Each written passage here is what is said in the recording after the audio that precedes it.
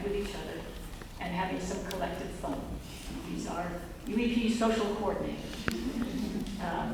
On a personal note, I've been delighted to have Nathan here. If you see, I'm wearing Longhorn burnt orange. He's a Baylor person, but we still get along. I've been in Texas for nearly 25 years and arrived here in Boston 8 years ago, totally unprepared for the culture shock that followed.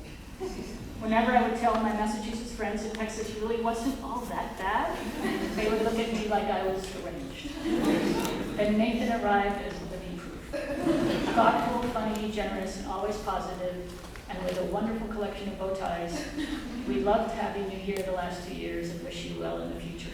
And if you go back to Texas, send pecans and salsa.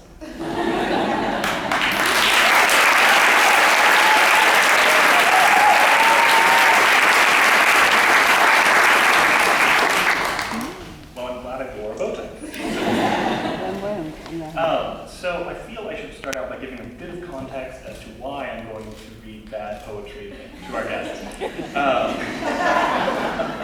it's really not good. UEP has a tradition of the past couple of years called Thirsty Thursday, where about once a week we'd get together at usually a bar somewhere in town, just to see each other outside of class.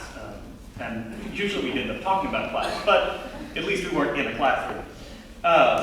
I took over organizing this sometime last year, and when I did so, I wanted to make sure people were paying attention to the emails I would send, so I began writing a lot of jokes into them so that people would read them. After about 2 weeks of that, I realized that comedy is very hard, and I couldn't keep it up.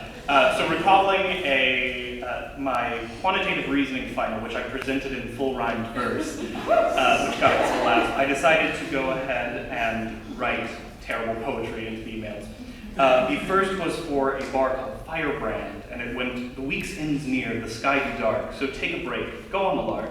You've worked these days in search of facts, but now it's time to, well, relax. So for a time, abandon work for play, your papers will not run away. That, my friends, do take a stand and join us all at Firebrand." That was the first. I think one other person came, but for some reason it kept going. So here we are, countless forced rhymes at the end. "Listen, my friends, and I shall tell of where we began and where we now dwell. 2 years past we gathered near to begin a journey that concludes here. I've written poems near once a week for respite from all work to see, and soon shall come my final verse, true to form I've hardly rehearsed. It started with foundations. This gave some palpitations, for we learned of regulations by reading publications that taught of deliberations and diplomatic negotiations, leading to reconciliations after staunch investigations of actions of administrations. Well, these may be exaggerations, but these rhymes deserve congratulations.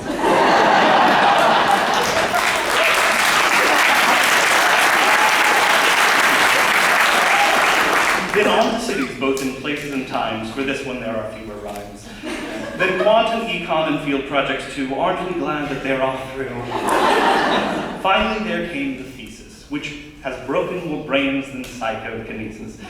But nonetheless, we will prevail. I mean, really, does anyone fail?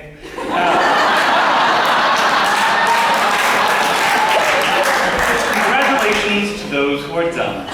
And to those who are not, grab diploma and run. So, my friends, we've made it, and into the world we all go, to do great things and be the change, and beyond that, well, who knows. Others offer quaint advice, but much of life is a roll of the dice, so I hope today and in the past I have at least brought some, at least a laugh. For as misquoted Shaw would say, never grow old and always play. Well, that's the end. What can I say? I wish you well, you're on your way. Be who you are, the best you can be. You'll shine bright for all to see.